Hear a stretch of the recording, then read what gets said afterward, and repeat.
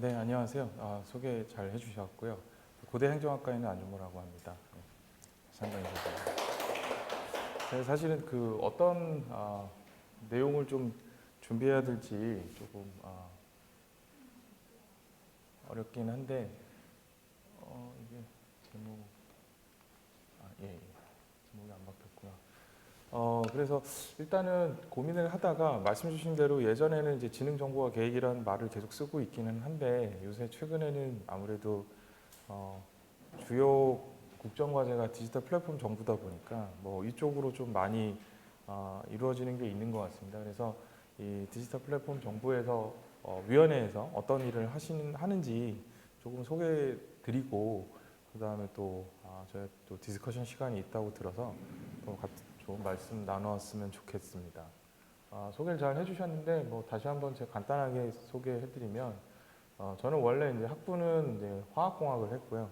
박사학위는 기술경영학을 했고 원래 전 처음에 이제 대학 졸업하고 나서 공직 생활을 했습니다. 그래서 중기청에 있다가 이제 과학기술부로 옮겼고 이제 교과부, 미래부 이렇게 되면서 이쪽 쭉 뭐 기술 쪽에 정책 쪽을 했었고요.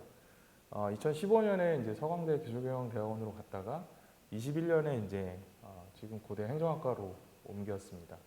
그래서 주로 이제 아마 말씀 주신 대로 이제 디플정의 이제 구비서류 제로화 쪽을 많이 하고 있고요. 그 외에도 이제 공공기관들 뭐 예를 들어 원자력 협력재단이나 차세대 윤기원이 이제 경기도가 만든 거거든요. 여기도 이사로 있어서 이런 또 지자체 출연 연구소나 이런 쪽하고도 일을 하고 있습니다.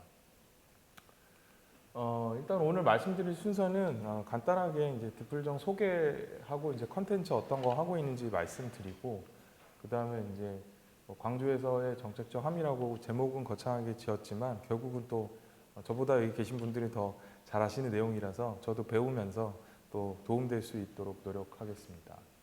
일단 디플정부터 말씀드리면은 이제 뭐 여러 가지 그 지금 정부에서 중요한 이제 공약 중에 하나가 디지털 플랫폼 정부라고 하는 거였고 여기서는 이제 기본적인 프레임은 국민은 편리하게 이제 정부는 좀 스마트하게 가보자는 거였고요.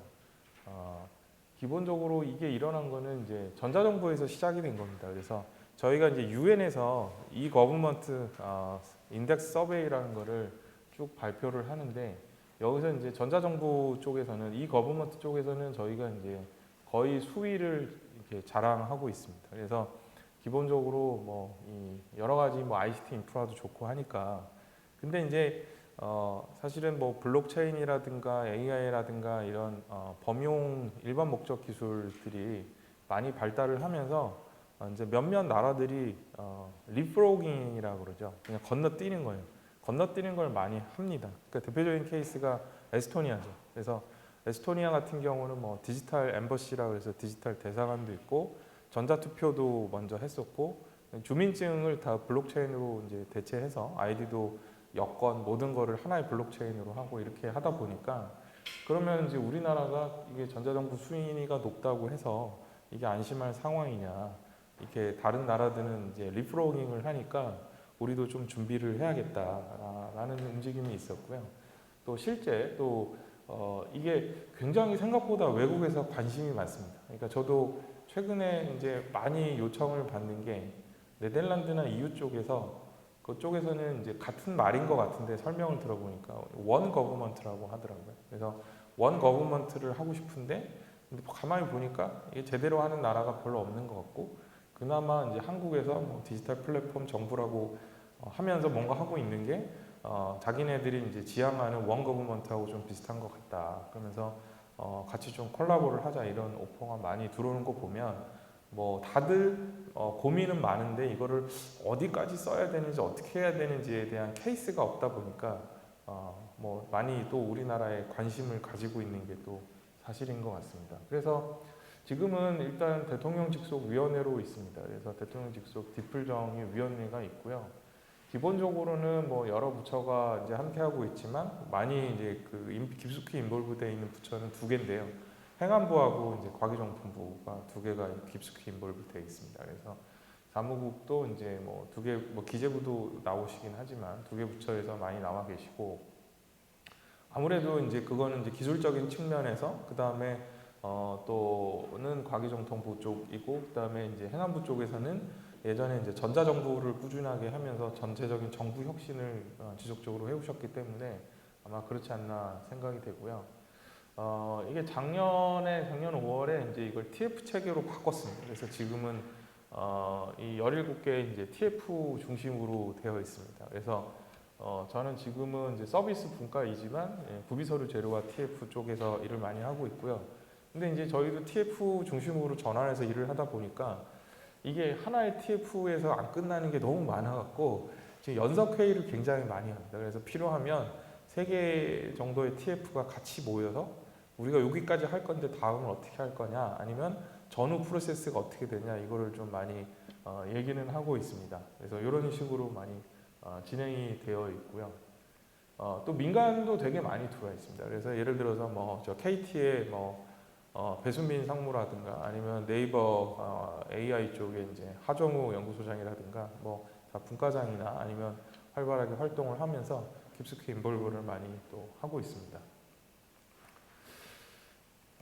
그래서 이제 기본적으로 왜 디지털 플랫폼 정부냐 그러면 사실 여기 복잡한데, 이게 이제 원래 학계에서는 뭐라고 했었냐면 데이터 드리븐 거버먼트라고 했었거든요.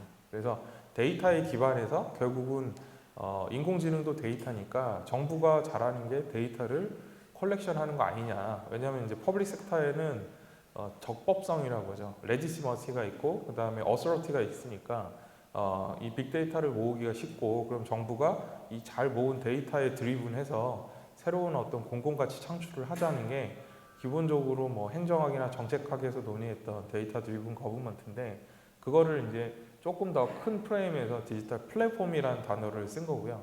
기본적으로는 정부 자체가 모든 이런 데이터들이, 공공 데이터, 민간 데이터들이 융합돼서 유통이 되는 플랫폼 역할을 하겠다. 그 다음에 기본적으로는 디지털 기술을 쓰겠다라고 하는 게 철학입니다. 이 부분은 뭐 여기 계신 분들이 잘 아시겠지만 조금 더 생각해 볼 포인트가 뭐가 있나 이렇게 생각을 해봤는데요. 저는 이 중앙정부가 갖고 있는 고민이 있어요. 중앙정부는 왜냐면 기본적으로 정부 조직법 보시면 우리나라는 외국도 마찬가지로 도메인 행정으로 되어 있습니다. 그래서 정해져 있어요. 나와봐요. 소위 말하는.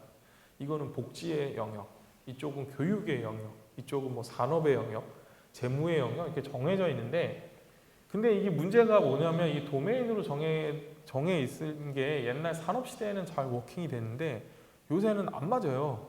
하나도 안 맞아요. 그러니까 예를 들어서 국내에서 인공지능 전공한 사람 가장 많이 최근에 뽑는 회사가 혹시 어딘지 아세요?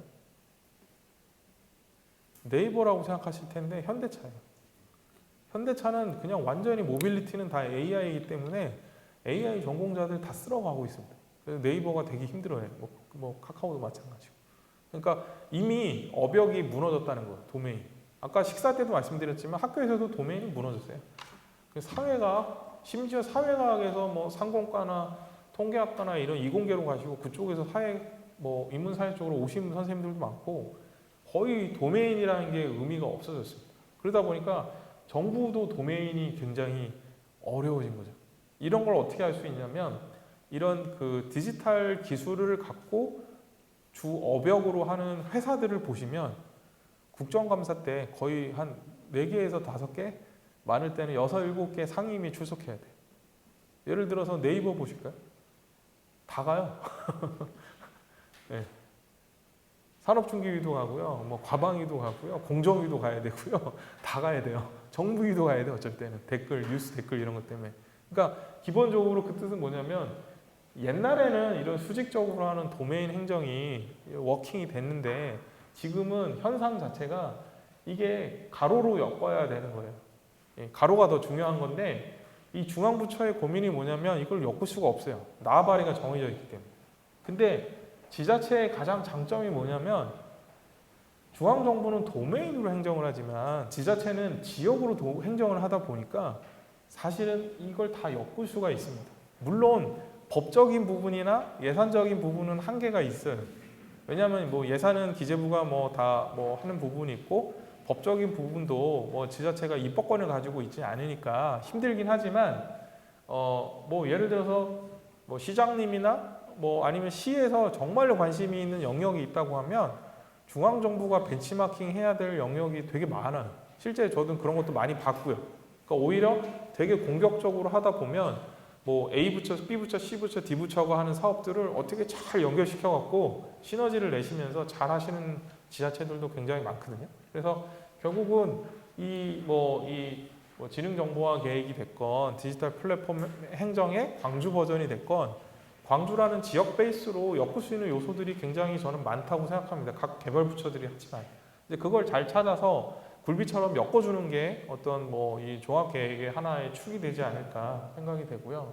오늘은 이제 저기 시간상 여기서 이제 맞춰야 될 것 같은데 이제 제가 마지막으로 사실 뭐 질문을 드리고 싶었던 게 아까 교수님께서 이야기하셨지만 일하는 방식의 그 전환이 굉장히 중요한 거거든요. 결국은 이게 기술은 필요하면 일 갖다가 우리가 적용을 하면 되고 뭐 이렇게 연결하면 되는데 그 안에서 우리가 일하는 방식, 특히 이제 공공 분야에서 일하는 방식 그리고 일하는 방식을 이렇게 조금 변화하기 위한 그 디지털 특성에 맞게 그 체계를 짜줘야 되는데 이런 것들이 좀 기본적으로 좀 돼줘야지 저희가 이야기하는 이런 여러 가지 사업들이 원활하게 가지 않을까. 근데 이게 또 가장 어떻게 보면 제일 어려운 부분 같아요.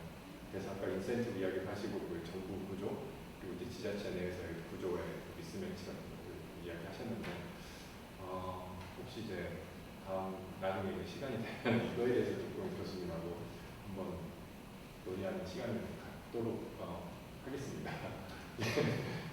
오늘은 조금 여기서 마치도록 하겠습니다. 다시 한번 교수님께 이제 수고해 주신 거 감사합니다.